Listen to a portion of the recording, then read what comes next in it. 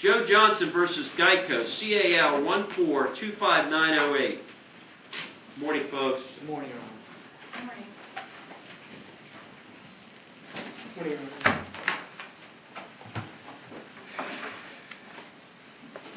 morning, Your Honor. Let me get at who's here so I can figure that out first. You are? Martin Protas. I was formerly counsel for Mr. Johnson. I did file a line withdrawing my appearance based simply on the status of the matter at this time of settlement and the passage of time following that. I thought the case was closed, so I filed a line to withdraw. I'm only here because I received a notice to be here. And I'm going to ask you just to have a seat, and as an officer of the court, just sit there for right now. Thank you. You are Mr. Johnson, I take it. That is correct. You are? Joe Porcarella on behalf of GEICO. Sherry Ballard on behalf of defendant Adrian Harris-Payne. Let me understand this. The plaintiff executed a release on August the 18th, 2015, which referenced this case at a deposition. Is that correct? Correct, Your Honor. Yes. There is a D.C. case, a district court case, which was at issue, which the plaintiff had initiated and depleted, correct? Yes. Then, Even to clarify, there were actually two. yeah, and then I have other issues that I looked at. As you can see, I've looked at this file. I've read it. I mean, I'm getting, one of the hearings I'm trying to figure out, why are we here? Yes. That would be one of my questions. But, okay, so somewhere along the line you did a deposition, right? And you put all this on the record there, right? We were set to do a deposition, and long story short, it turned into a settlement. And having dealt with Mr. Johnson on previous occasions, I took the opportunity to get everything on the record with Mr. Protas sitting there and a court reporter and co-defense counsel, and we put everything under oath on the record, and then I had a release ready to go, and I had him review it. I had him check each line. I had him sign it. I had him initial each page. And then when we were redrafting part of it, he even wanted to make an exhibit in my notes. No problem. We did the whole thing we were supposed to be done. The agreement was we wouldn't collect on our motion for our sanctions that had been awarded. In exchange, that he would dismiss with prejudice and basically leave all our clients alone and not come back anymore and file a stipend dismissal with prejudice. And part of the agreement was that that consent by us to forego sanctions would be submitted to the court in writing, which Mr. Protas drafted, which is in the court's file. Yeah, I read all that. You saw everything. And then, after all that's filed, he starts filing lines to do the dismissal with prejudice, without prejudice. He tries to move to vacate the prior order of sanctions, and he tries to, quote-unquote, reopen the whole case. He's not done with us. And we want it to be done, because it should be done. Okay, let me stop you from there. I understand your position. I read your pleadings. Don't think I'm going to make a short trip. I know Your Honor reads these things carefully. What's going on here, Mr. Johnson? Hey, Your Honor, what I would say is that once I reviewed the file and reviewed the file and reconsidered what was being done in the case. Let me ask you a question I withdrew the motion. So the motion is not pending. My motions, at least, are no longer pending. You withdrew them, but the problem is that as I read this, and the reason why I was tempted why bring this in was part of my view when I read this in chambers. But then I thought, no, counsel's pretty adamant that he wants to have this on the record, okay?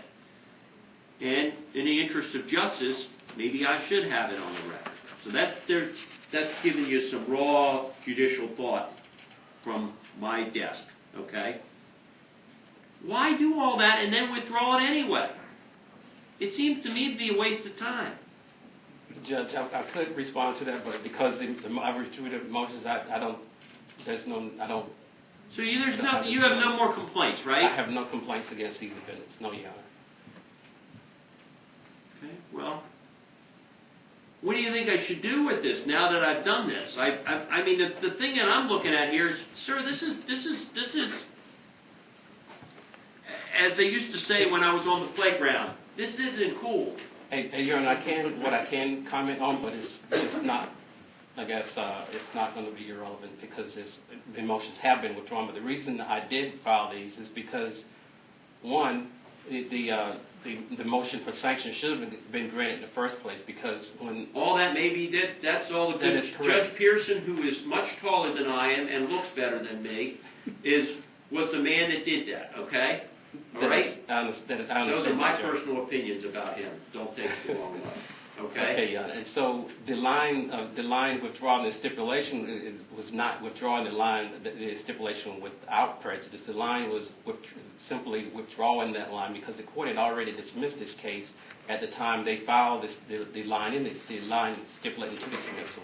So there was no basis for the But you did all this on the record. You did all that. You signed the release. You agreed to it. Why do you come back and say and have what I would call Monday morning quarterback type of thoughts? And why get involved in it? You the got your reason money, is- you the got reason- everything, the you reason is released, you agreed to it, you did it. Why? the reason for that, Judge, is because after we entered into the settlement agreement, the defendants, not GEICO, but defendant Payne, who is the co-defendant in this case, continued to litigate in another case that was part of this settlement. We don't have anything to do with That that. was that. I understand that was a part of the global settlement, Your Honor.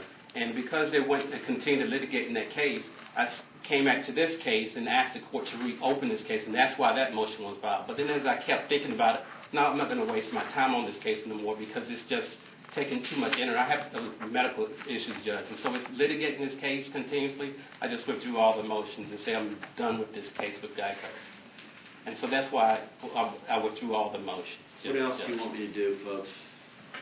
You know, I appreciate the court, first of all, bringing us in to give us the hearing. And I don't want to take a lot of time for the court, but just so that you know where we're coming from, there's been a pattern of filing, and then when he sees who he gets as a judge, to pull it out, and then to do a different motion. And it never seems as though we're really done with Mr. Johnson.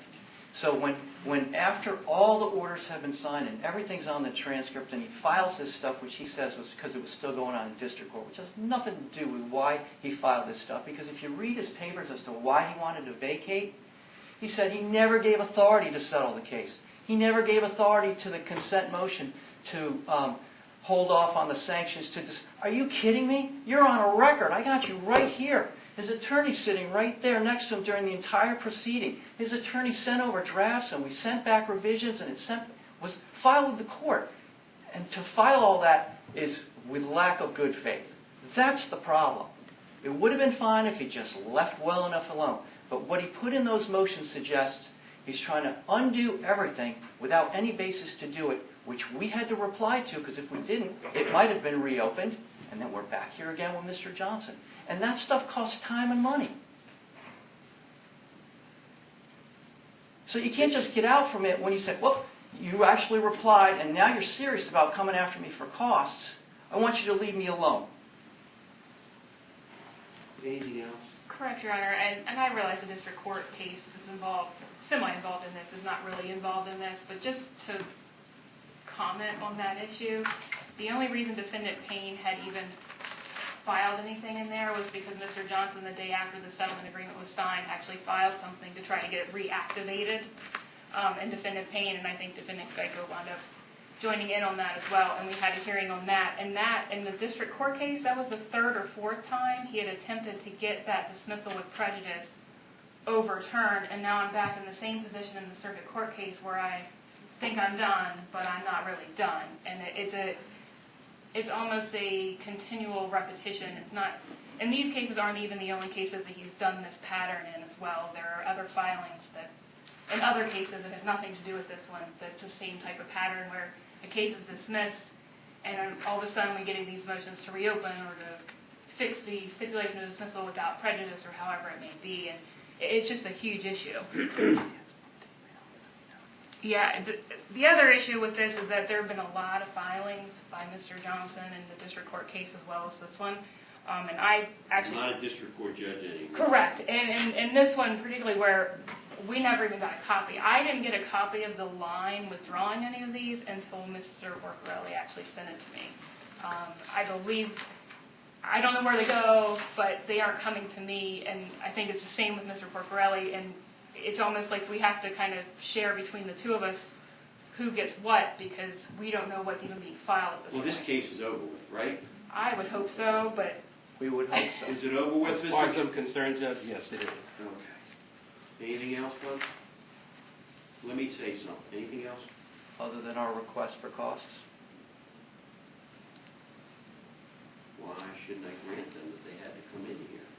They answer to all these motions and stuff. Remember, there's a dictate that every judge reads to a jury, and something judges always, it's a thing that I think the pattern jury instructions said it best to me, is that all persons, including corporations, stand equal before the law and are entitled to the same treatment under the law.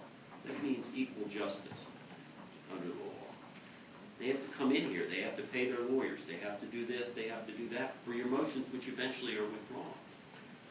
Your Honor, I can respond to that. Is the motions were filed in good faith, and they weren't brought in bad faith.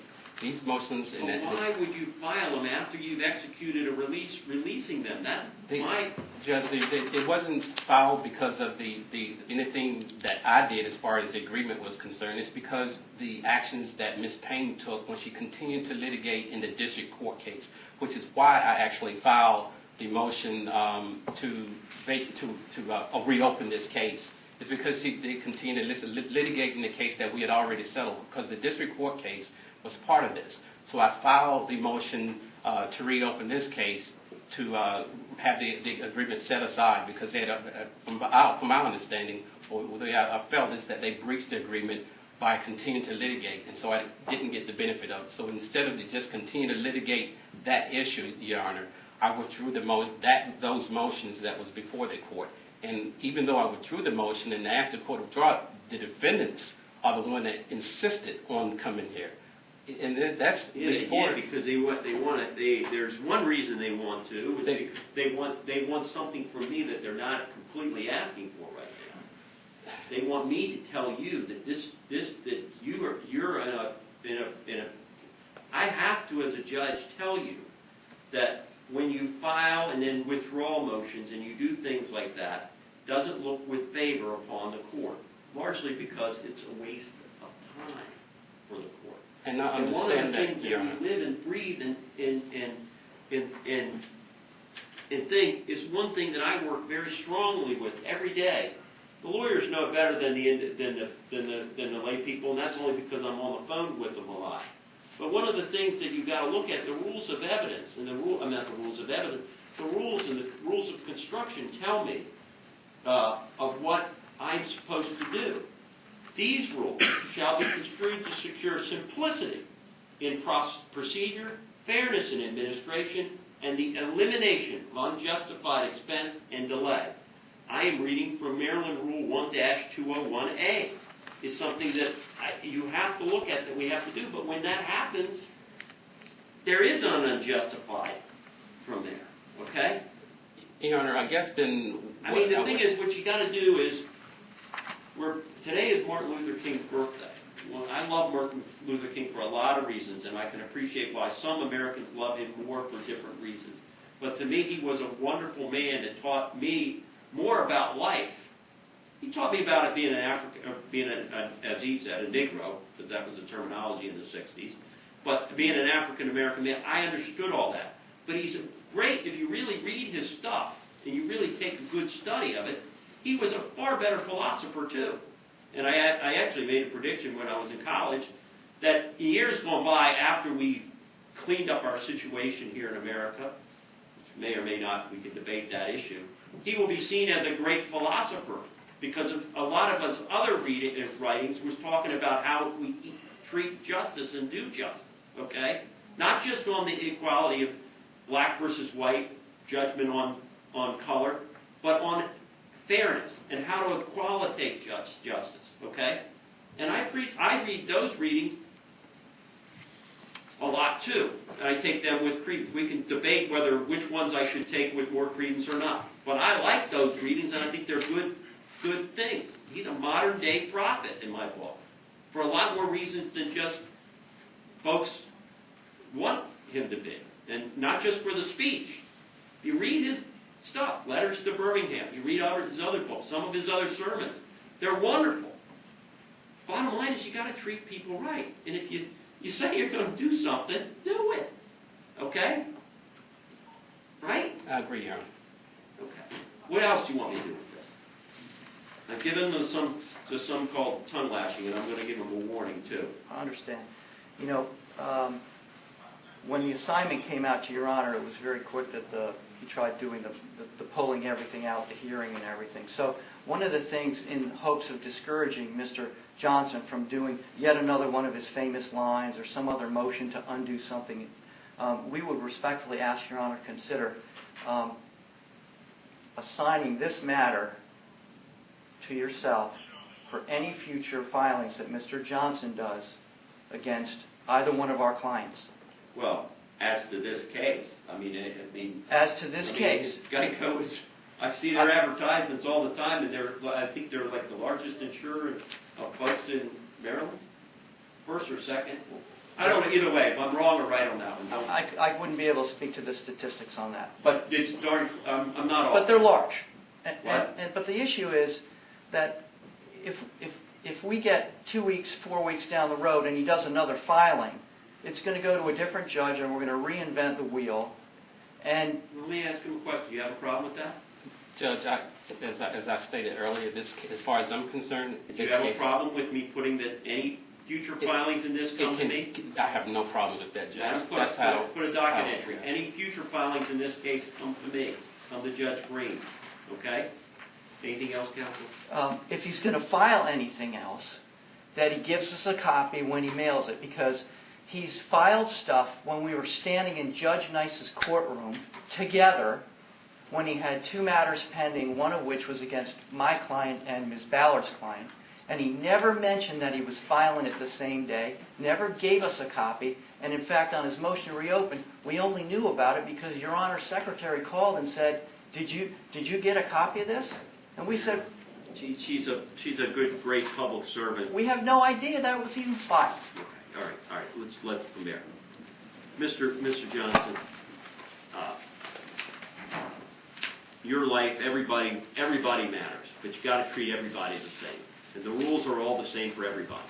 Okay? If you're going to file something, you got to give it to them. Here's my warning to you, and I'm giving you a warning because the law requires that I give you a warning. I do find that some of these pleadings that you filed in here were frivolous, and they did create unjustified expense and delay. I'm not going to sanction you, but I am going to warn you, and this is a judicial warning, it comes from me, and I'm giving it on the record, which means down the line that anybody that gets involved in a case with you can get a transcript of what I'm about to say to you. Watch it, because you're warned. You can't file unjustified pleadings. Okay? Judges don't take that kindly because they take up time, they take issues. Folks have to wait for their cases to be called when this case was completely over with. I'm warning you. That's all I can do. Okay? And that's all I will do. Okay? File things in good faith. File them with justification. File them with basis of the law and in conformity with the rules. Meaning if you file something, you have to immediately mail it to these folks. Okay? All right? Yeah. I'm not making any findings that you didn't. I'm not finding any things that you did. I'm just reminding you of what the rules are. And if you want to be a litigant, and you have the right to, you're an American. Anybody has a right to come in here and litigate in America. I have no problems with that. All I want you to do is do it within the conformity of the rules and treat your opponent as if you would treat yourself. Okay? Okay? Yes, sir. All right? That's what the good Dr. King would have said if he were with us today. Okay? All right? And if you read deeply his readings, he would say the same thing. Okay? Today is his birthday. I didn't know that last week. I've got confused lately as to when his birthday is because the date keeps... we go to this Monday, which I love. Don't get me wrong. I'm a Monday believer in holidays, but I thought it was the 16th. My wife said it's the 15th, so I was wrong. Okay? She's usually right anyway. Okay? All right, thank you. Good luck.